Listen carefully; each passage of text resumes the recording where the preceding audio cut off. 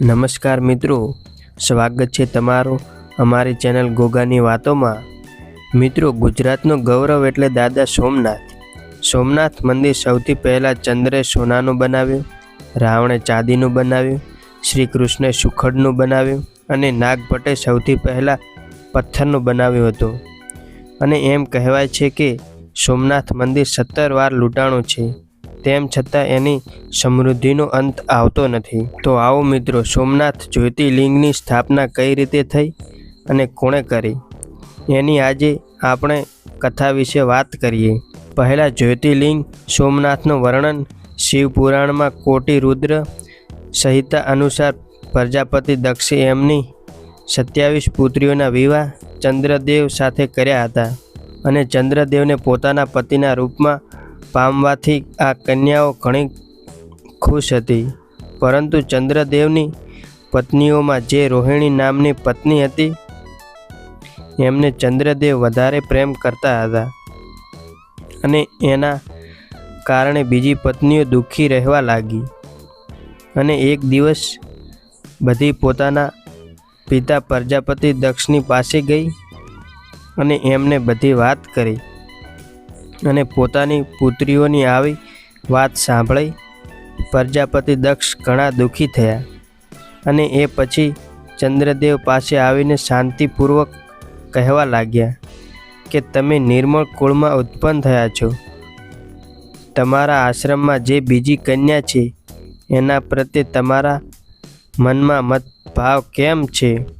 તમે કોઈને વધારે તો કોઈને ઓછો પ્રેમ કેમ કરો છો? અત્યાર સુધી જે કર્યું એ કર્યું, હવે પછી તમારે આવો ભેદભાવ ન કરવો જોઈએ, કેમ કે એની સજા નરકમાં બતાવવામાં આવી છે। અને પછી પ્રજાપતિ દક્ષ ચંદ્રદેવને આવી વાતો સંભળાવીને પોતાના ઘરે આવતા રહે છે અને એમને વિશ્વાસ હતો કે હવે ચંદ્રદેવ ભેદભાવ નહીં કરે। પરંતુ ચંદ્રદેવે પ્રજાપતિ દક્ષની વાત ન માની અને ચંદ્રદેવ રોહિણીના પ્રેમમાં એટલા ખોવાઈ ગયા કે બીજી પત્નીઓના આદર પણ ન કર્યો। અને પછી આ વાત સાંભળીને ફરી વાર પ્રજાપતિ દક્ષ દુઃખી થયા અને ચંદ્રદેવ પાસે આવ્યા અને કહેવા લાગ્યા કે એ વાસ્તવ કે હું પહેલાં પણ તને ઘણીવાર પ્રાર્થના કરી ચૂક્યો છું, તો પણ તે મારી વાત નથી માની, એટલા માટે હું જે તને યક્ષરોગ થઈ જાય અને તરત જ ચંદ્રદેવ ક્ષણવારમાં યક્ષરોગથી પીડિત થઈ ગયા અને એમના યક્ષ થવાથી ત્રણેય લોકમાં હાહાકાર મચી ગયો। અને પછી કહેવાય છે કે ઇન્દ્ર સહિત બધા દેવો અને ઋષિઓ પરમપિતા બ્રહ્માજી પાસે ગયા અને ચંદ્રદેવની બધી વાત કરી। મિત્રો, ગોગાની વાતો ચેનલને સબસ્ક્રાઈબર ના કરી હોય તો સબસ્ક્રાઈબર કરી લો આવા ઇતિહાસ જોવા માટે।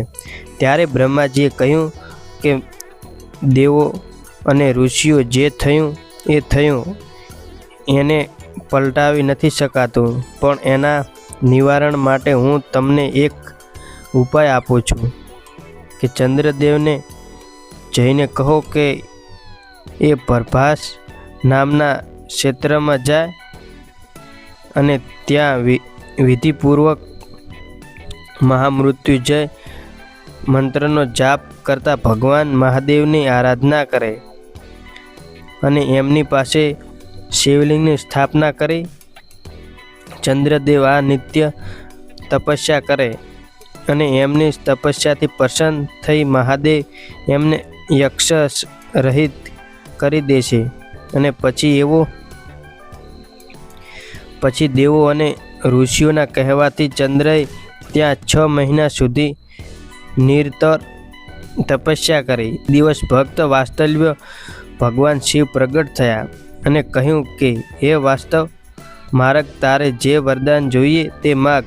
પછી મહાદેવની વાત સાંભળીને ચંદ્રદેવે પ્રમાણ કર્યા અને કહ્યું કે હે મહાદેવ, કે જો તમે મારાથી પ્રસન્ન થયા છો તો મારા શરીરમાં યક્ષ રોગનું નિવારણ કરો અને મારાથી જે અપરાધ થયો છે એને ક્ષમા કરો.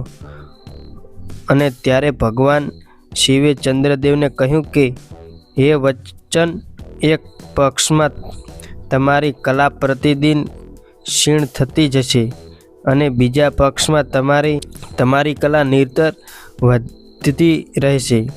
અને આમ ભગવાને યક્ષ મુક્ત કર્યા. અને ચંદ્રદેવ ભગવાન શિવની સ્તુતિ કરે અને ચંદ્રદેવની સ્તુતિથી પ્રસન્ન થઈને ભગવાને નિરાકાર રૂપમાંથી સાકાર રૂપમાં પ્રગટ થયા, યથાર્થ લિંગના સ્વરૂપમાં પ્રગટ થઈ અને સોમેશ્વર કહેવાયા. અને સોમનાથ જ્યોતિર્લિંગના નામથી ત્રણેય લોકમાં પ્રખ્યાત થયા.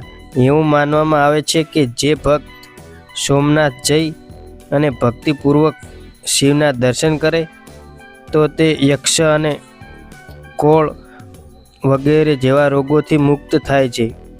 મિત્રો, કહેવાય છે કે સોમનાથ મંદિર 17 વાર લૂંટાણું છે, તેમ છતાં એની સમૃદ્ધિનો અંત આવતો નથી. અને સોમનાથ મંદિરની રક્ષા કરતા હમીરજી ગોહિલ અને વેગડો ભીલ શહીદ થયા હતા, જેમની મૂર્તિ સોમનાથ મંદિરના પ્રાંગણમાં આવેલી છે. મિત્રો, આશા રાખીએ છીએ કે તમને આ ઇતિહાસ કેવો લાગ્યો. મિત્રો, કોમેન્ટમાં જય ગોગા મહારાજ લખો અને ગોગાની વાતો ચેનલને સબસ્ક્રાઈબર કરવાનું ભૂલશો નહીં. તમે વિડીયો પૂરેપૂરો જોવા બદલ તમારો ખૂબ ખૂબ આભાર. જય માતાજી.